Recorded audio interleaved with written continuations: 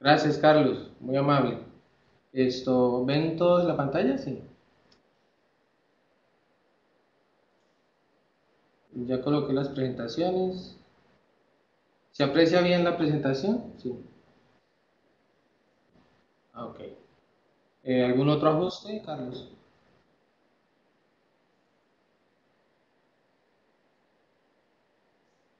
Ok. Bueno, muchas gracias. Bueno, buenos días a todos los que están conectados, a los que pues han sacado espacio para escucharme. Y quiero agradecer de antemano a Carlos por abrirme un espacio en la empresa docente de la Universidad de los Andes.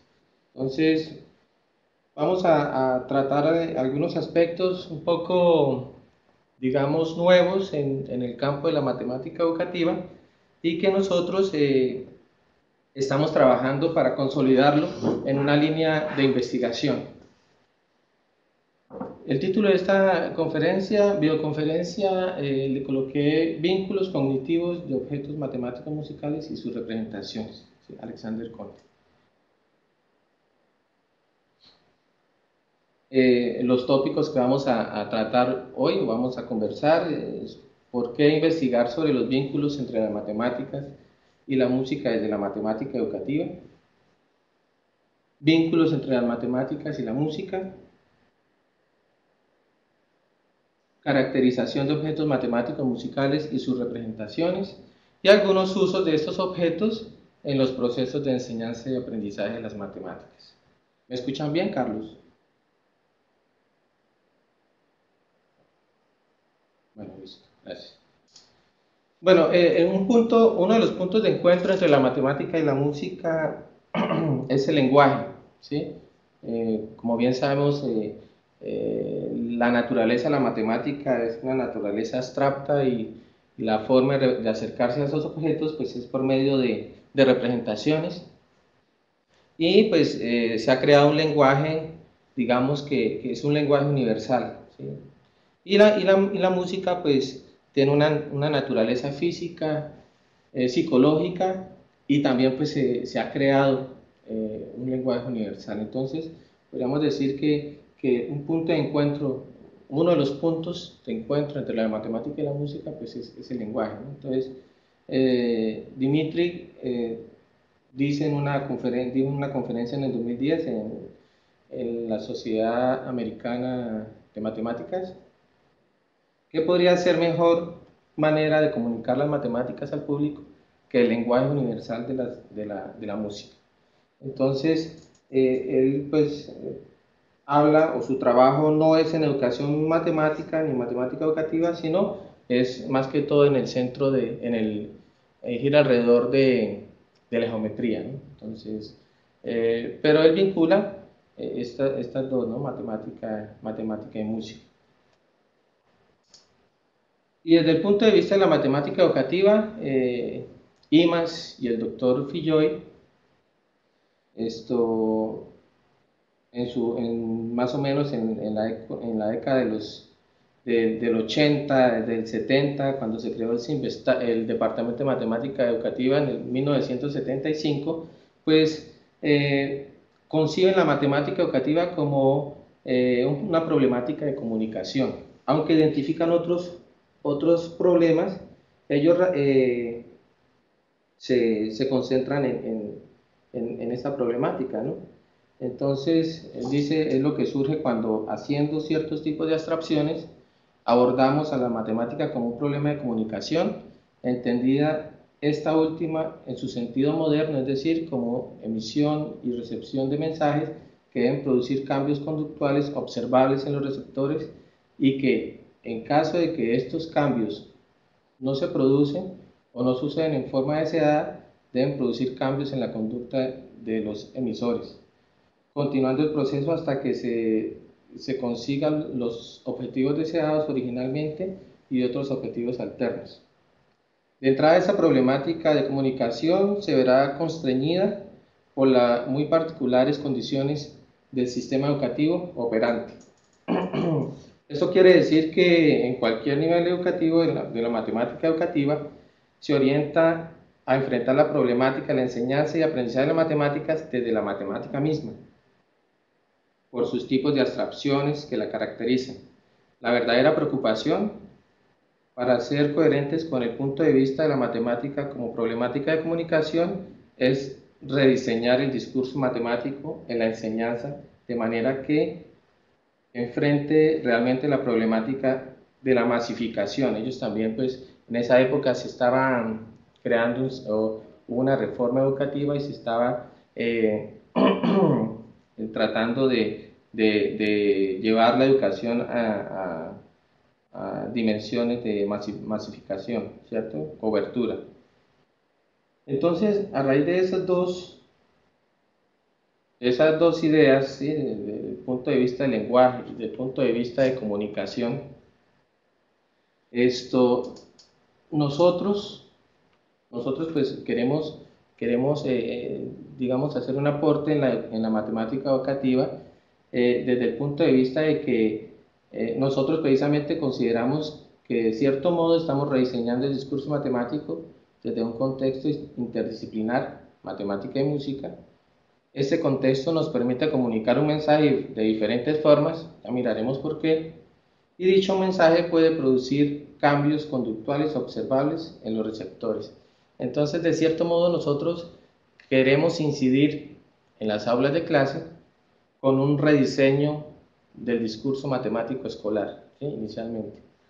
Eh, y que creemos que a partir de ese rediseño del discurso, pues podemos aproximar, ¿sí? Más los objetos matemáticos de la enseñanza y aprendizaje de la matemática a los estudiantes. Entonces, por supuesto, esto estamos enfocados tanto a los procesos de enseñanza, pues, a los procesos que hacen los estudiantes y de formación de profesores también. Entonces, a partir de ahí pues, nació el interés y la idea eh, y la motivación de empezar a explorar un nuevo enfoque, ¿no? Desde el punto de vista de una integración interdisciplinar. Bueno, las conexiones entre las matemáticas y la música pues son muchas, ¿no? Eh, nosotros, para sintetizar un poco, concibimos dos, histórica y cognitiva. La histórica, pues las organizamos de tres puntos de vista: la matemática, la teoría de la música con estructura matemática y la física acústica.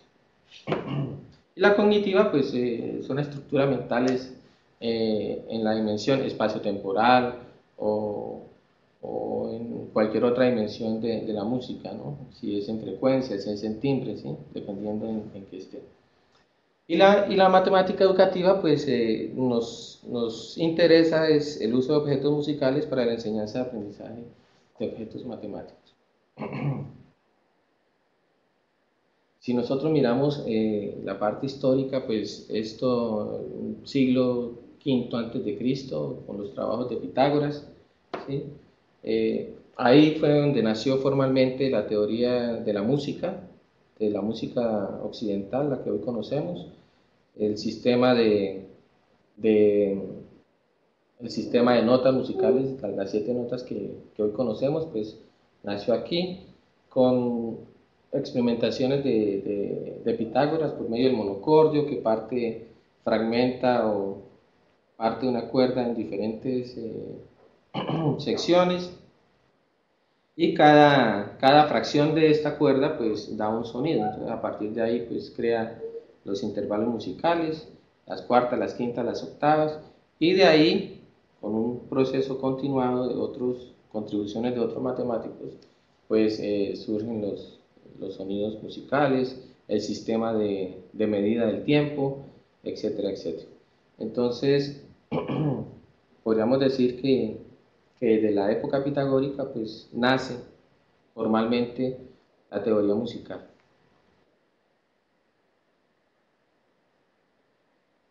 La perspectiva cognitiva, pues, es más reciente, a partir de la época o la década de los 60, de Gordon, ¿sí? Esto se inicia el interés por relacionar facetas de inteligencia en un test de matemáticas con habilidades académicas, y pues ahí le siguen una serie de trabajos. Gardner, por ejemplo, establece la capacidad musical y ciertas capacidades espaciales, considerando que puede ser la música un organizador privilegiado de los procesos cognitivos. Esta parte pues sufre una, bueno, empieza en la década de los 60, se, se acaba un poco esta investigación, este interés, y luego vuelve a surgir en la década de los 90, ¿sí? Hasta esta época. En la matemática educativa, pues, surge en la década de los 90, ¿sí? Con trabajos de Nisbet, la idea de vincular es, actividades musicales en la actividad matemática, en los salones de clase. Hay otros que se interesan por la formación de profesores, la idea de cómo se vinculan actividades musicales en clase de matemáticas. Otros se enfocan o nos enfocamos por diseño de propuestas interdisciplinarias o diseño y desarrollo de software educativo, software ad hoc, y otros pues se encargan o se inclinan por más trabajos de difusión, de relación entre la matemática y la música. Entonces, pues dando una mirada, ¿sí? De algunas contribuciones o algunas relaciones o vínculos entre las matemáticas y la música, pues esto formalmente se inicia desde la época pitagórica, ¿sí? Siglo V antes de Cristo, y pues hasta nuestros tiempos. Y a medida de que transcurre el tiempo, diferentes etapas, ¿sí? Diferentes épocas, entonces se va extendiendo. Los cuadritos rojos hacen alusión a contribuciones o a matemáticos y músicos que hacen relación entre estas dos disciplinas.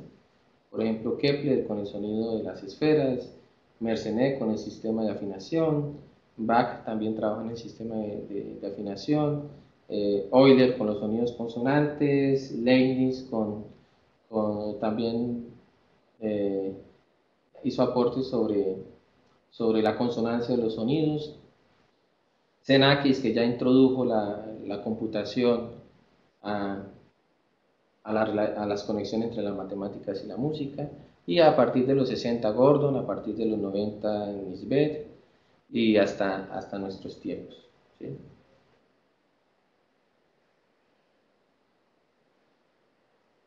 Entonces,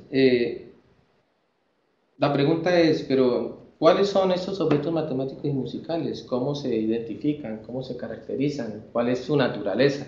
¿Sí? Entonces, estos objetos matemáticos musicales están inmersos en las prácticas humanas, y que son estas las que constituyen, caracterizan y ubican al objeto dentro de un sistema. Entonces, nosotros podríamos explicar esto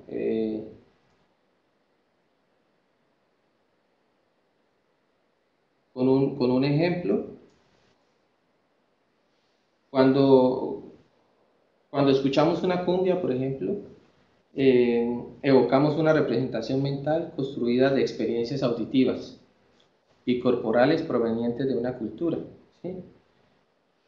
Cosa que si la cumbia la escucha un japonés, pues no sucede lo mismo, ¿no? Porque este individuo, esta persona, no está inmersa en esa cultura que le provee dichas experiencias auditivas. Entonces, cuando nosotros, por ejemplo, escuchamos la cumbia, pues traemos una serie de representaciones, ¿cierto? Y sabemos cómo podemos expresar esas representaciones por medio de otras, que es el movimiento corporal o el baile. Entonces tenemos ya incorporado un sistema rítmico, es decir, una marcación rítmica, ¿sí? Y esa marcación rítmica nos permite, pues, poderla expresar o interpretar o cantar o bailar. Entonces, los objetos matemáticos, por eso decimos que están inmersos en las prácticas humanas, o sea, dichas experiencias auditivas son las que constituyen un objeto matemático musical. Aquí le tengo, no sé si tengo un vínculo, a ver si funciona.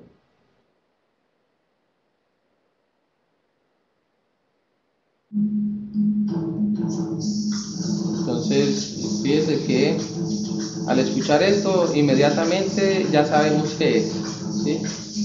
¿Por qué? Porque constantemente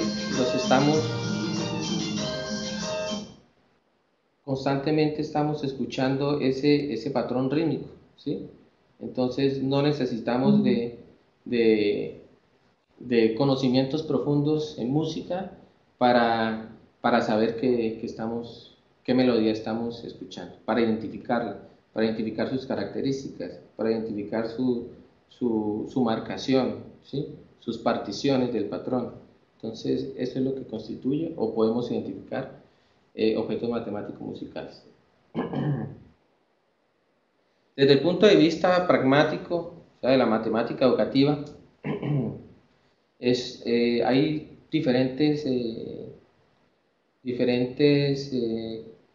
estudios donde convergen que los objetos matemáticos surgen o nacen de prácticas, ¿sí? Entonces, por ejemplo, Chevalar define un objeto matemático como un emergente de un sistema de prácticas donde son manipulados objetos materiales que se desglosan en diferentes registros semióticos, registro de lo oral, palabras o expresiones pronunciadas, registro de lo gestual, etc. Y Damore, 2001, concibe los objetos matemáticos como símbolos de unidades culturales que emergen de un sistema de utilización que caracterizan las pragmáticas humanas. Y Radford concibe los objetos matemáticos desde la teoría de la objetivación, sugiere que los objetos matemáticos son generados históricamente en el curso de la actividad matemática de los individuos. Y estos son prácticas sociales mediatizadas por los artefactos. Y desde el punto de vista de estudios sonoros, está Schaeffer, que dice que el objeto sonoro es el propio sonido como la unidad de análisis sonora elemental. Considero que la naturaleza sonora, independientemente de escuchar instrumentos o dispositivos que lo provienen. Cuando Schauer se refiere al sonido, pensamos en aquello que el sujeto escucha y es el objeto de la percepción y la comprensión y no el fenómeno de vibración elástica. Es decir, tiene un tinte psicológico, ¿no? No es meramente aquel fenómeno acústico, que son vibraciones elásticas, sino lo que el sujeto escucha depende de sus experiencias auditivas, ¿sí? Por lo tanto, pues caracterizamos los objetos matemáticos musicales como objetos sonoros y matemáticos que están inmersos en las prácticas humanas y que son estas las que constituyen, caracterizan y ubican un objeto dentro de un sistema. Entonces, es un punto de vista desde la matemática educativa.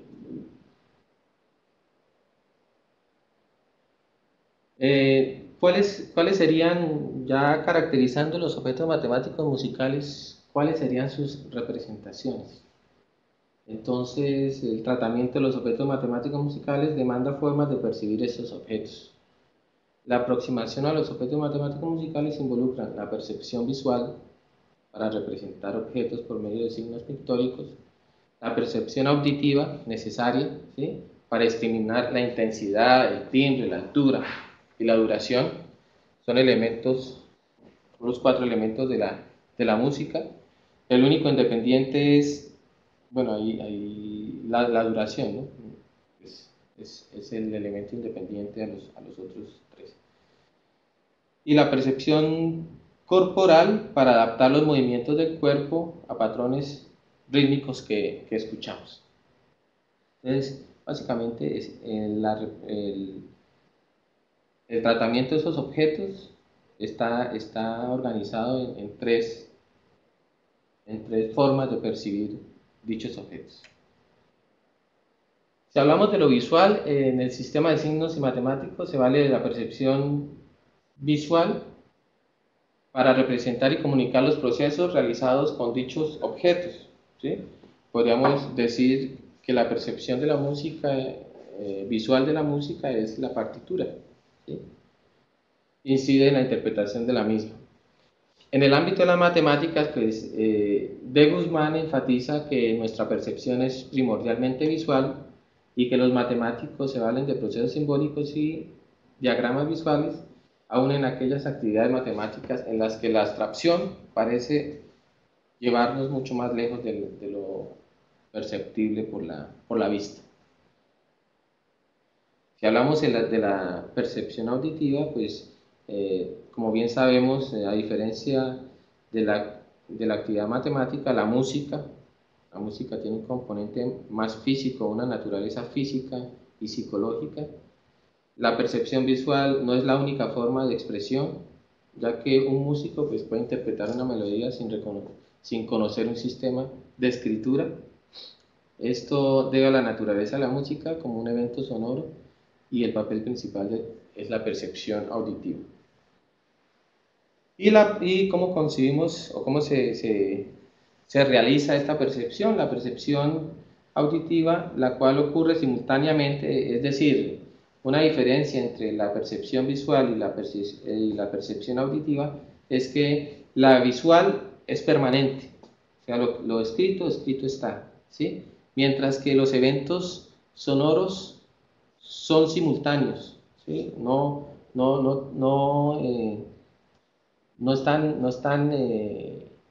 se pueden apreciar permanentemente, sino que ocurre simultáneamente la percepción del sonido. A través de los oídos implica un desciframiento, es decir, lo que estábamos hablando, esto significa reconocer, discriminar e interpretar aquello que se escucha de estímulos auditivos, asociándolos a experiencias previas. Por lo tanto, se apela a la representación mental en forma de memoria auditiva para establecer relaciones y dar sentido a los sonidos percibidos. Y la corporal, pues cuando hablamos de música, necesariamente el gesto es un elemento inherente que puede ser relacionada corporalmente con el ritmo. Es decir, la experimentación sensorial de fenómenos sonoros permite al estudiante reconocer estructuras rítmicas por medio de actividad corporal. En el caso nuestro, el gesto, aunque está influenciado por una cultura,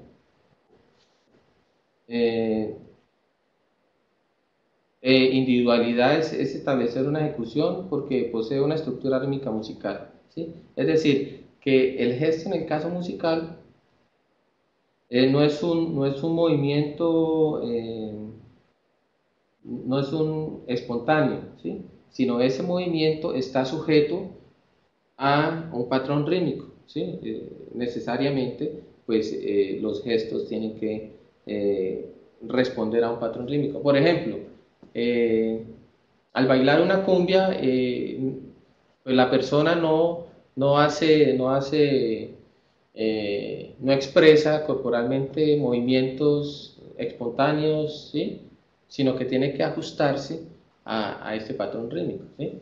Si nosotros vemos, por ejemplo, un japonés bailar una cumbia, pues estos gestos o esta interpretación corporal, pues no se ajusta, al patrón rítmico. Y evidentemente, pues identificamos o reconocemos que no atiende al patrón y que no está bailando una cumbia, está bailando otra cosa. Entonces, a diferencia, por ejemplo, de otro tipo de movimientos, estos se realizan dentro de una métrica musical. ¿Qué representaciones podemos hacer con objetos matemáticos o existen con objetos matemáticos musicales. Entonces, por ejemplo, esta representación es una representación simbólica, ¿sí? Donde en esta parte apreciamos un fragmento en el pentagrama, fragmento musical en el pentagrama, algunas notas, y en este apreciamos un plano cartesiano. Entonces ahí es donde podemos vincular, ¿sí? Conectar objetos musicales con objetos o un tratamiento matemático, estructura matemática. Entonces, por ejemplo, este pentagrama se concibe como una función, ¿sí? Una función que si sube, aquí en la coordenada Y, pues tenemos una altura y tenemos una duración, que estamos hablando del tiempo, que consiste en la duración de cada figura, ¿no? Esta figura tiene diferente duración a estas, ¿sí? Entonces mejor dicho, el pentagrama lo que nos está representando es una función, ¿sí? Evidentemente, esta es una representación simbólica de percepción visual, pero esto está inherentemente relacionado con la percepción auditiva, ¿no? Esto tiene sonido, esto genera un sonido, ¿sí? El sol, la, si, sol, sol, la, si, sol, pues son sonidos, ¿sí? Está la parte, una representación auditiva, ¿sí? Y si lo colocamos en un patrón, pues también nos genera una representación corporal. Este, por ejemplo, es una representación de objetos matemáticos musicales que se refiere también a la escala musical, y esta escala pues tiene una estructura matemática, ¿no? Entonces son las notas musicales y necesariamente las notas musicales, o sea, las frecuencias están medidas, la medida pues es una estructura matemática. Entonces la podemos representar de esta forma también. Este lo mismo, es un instrumento. Recordemos que los instrumentos, pues la afinación pues consiste en una serie de medidas, ¿sí? En este caso es la longitud de la cuerda y dependiendo de la fracción de la cuerda, pues nos da un sonido, ¿no? Eso es lo que Pitágoras halló en su época, ¿no? A cada fracción se le asigna un sonido y actualmente pues estamos utilizando. En este caso pues es un instrumento entrastado, es decir, que tiene trastes, ¿sí? Está dividido el diapasón, pero en el caso de violín, violonchelo, contrabajo, viola, pues son instrumentos no entrastados, es decir, que el músico desarrolla la capacidad de identificar si es un si, si es un la, si es un la sostenido, si es un sol bemol, ¿sí? Y aquí, pues, en estos instrumentos no entrastados, pues funciona la coma pitagórica. En este caso, pues, ya está dada, ¿no? la afinación. Este es otra representación. Este es un sistema para medir la duración de las figuras, ¿sí? Cada esta figura pues, está determinada por cierta duración y también pues, está determinada por una estructura matemática, en este caso pues, fraccionaria, ¿no? Aquí hay una serie de equivalencias de una unidad relativa, ¿sí? Esta unidad relativa pues depende la velocidad de interpretación, puede durar menos, puede durar más, y en el sistema físico, pero en el sistema musical pues siempre tiene la misma duración de 4 tiempos, ¿sí? Y hay una serie de subunidades, ¿sí? Y se pueden establecer equivalencias entre unas y otras figuras, ¿sí?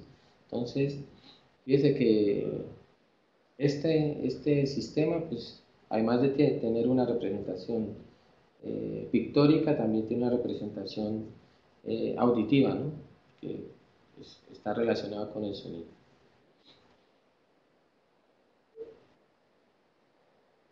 Ahora, ¿cuáles son los usos? ¿Sí? ¿Cómo podemos introducir estos objetos a la escuela? ¿Sí? Nosotros somos conscientes de que nuestro sistema no tiene formación musical.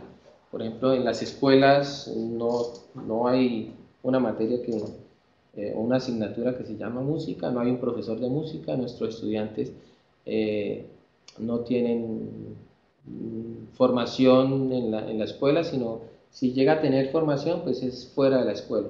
Entonces, nosotros conociendo esa realidad de nuestras escuelas, tanto aquí como en México, es lo mismo, ¿sí?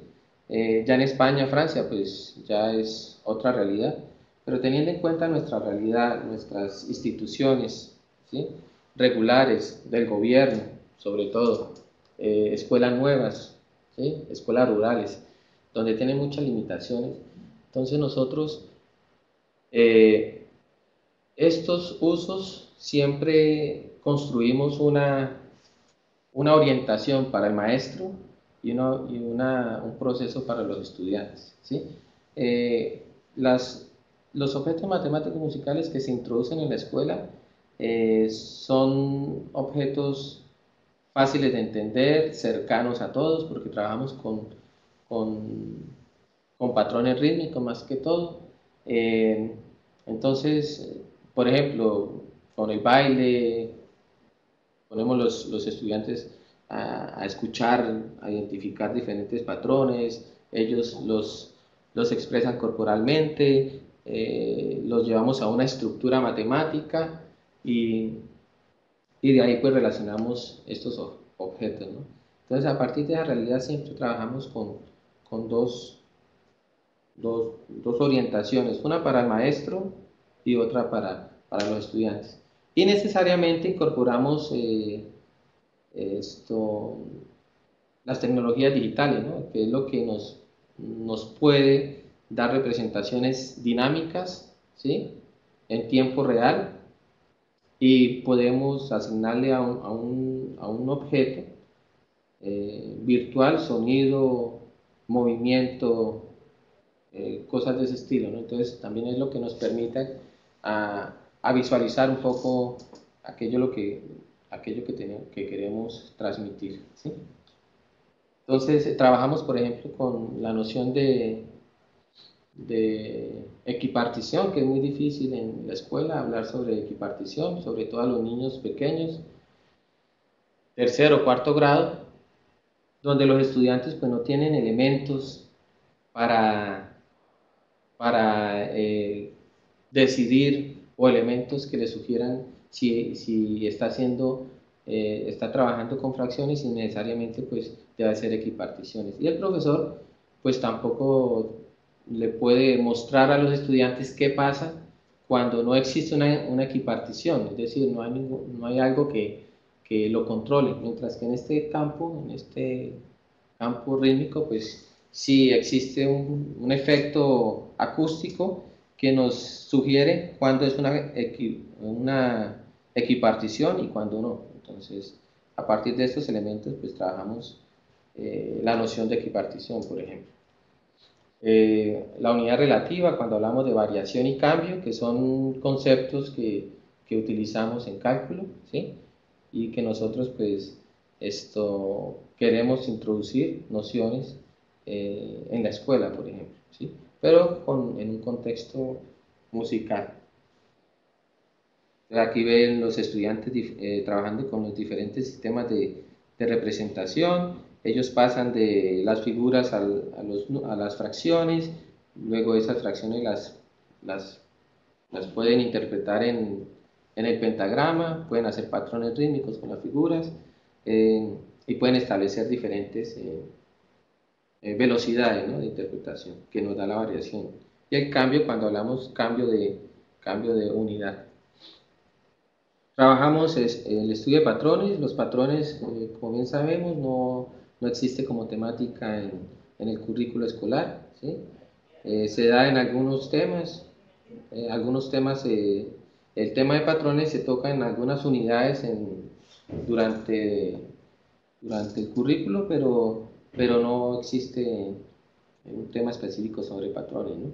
Entonces nosotros trabajamos patrones desde ritmos biológicos, ritmos con notación no convencional y ritmos con notación convencional, ¿no? Tanto matemáticos como musicales.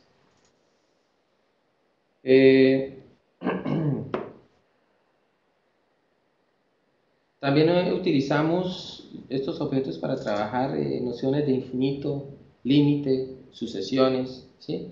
A nivel, eh, primer semestre universitario o 11 grado también se pueden aplicar.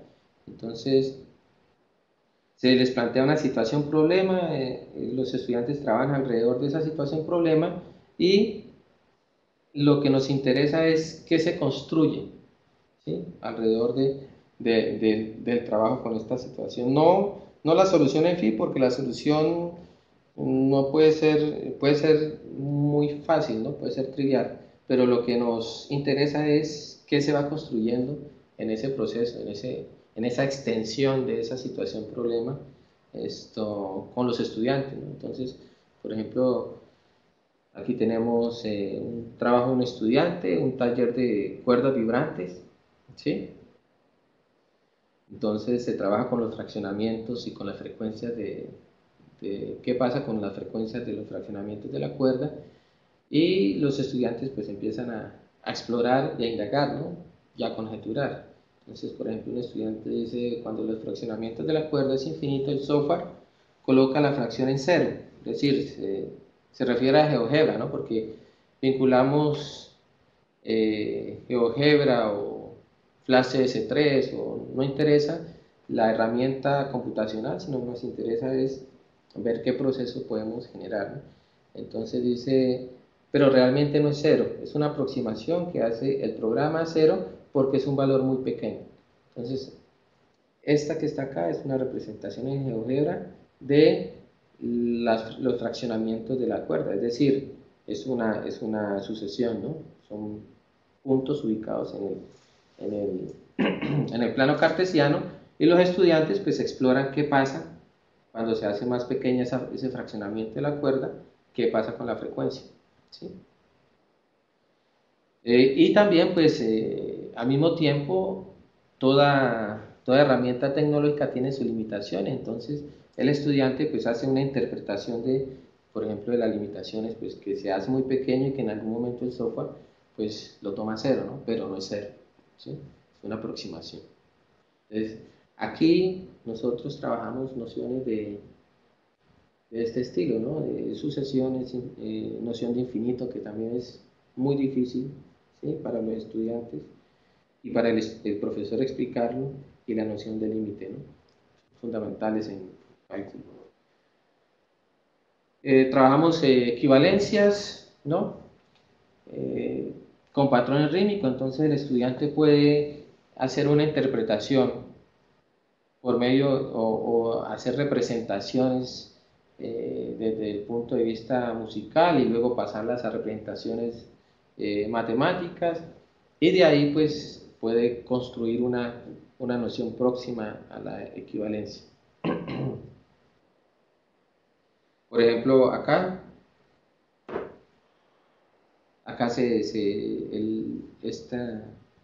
este es el análisis que hace la niña, ¿sí? La niña es de sexto grado y es como va y viene de un sistema de representación a otro, ¿no? No, no sé si alcanzan a apreciar el sonido.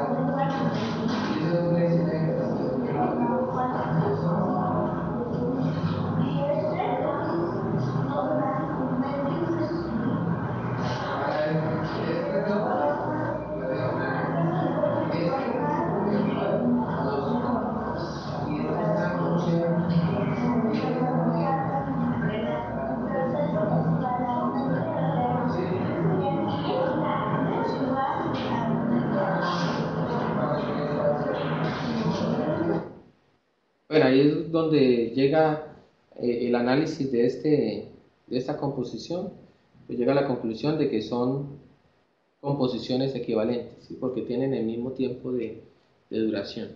¿Sí?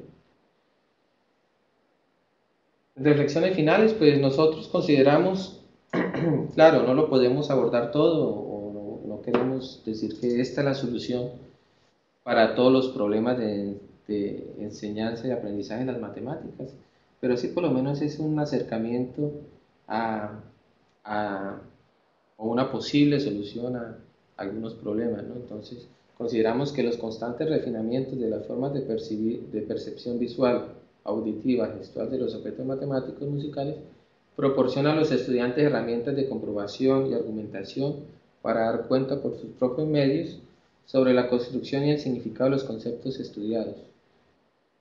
Estos diferentes acercamientos y representaciones que el estudiante tiene con los objetos matemáticos musicales caracterizan los procesos que hacen concretos dichos objetos, ¿sí? Entonces, nosotros lo que queremos realmente es dar muchas más representaciones de objetos a los estudiantes, ¿no?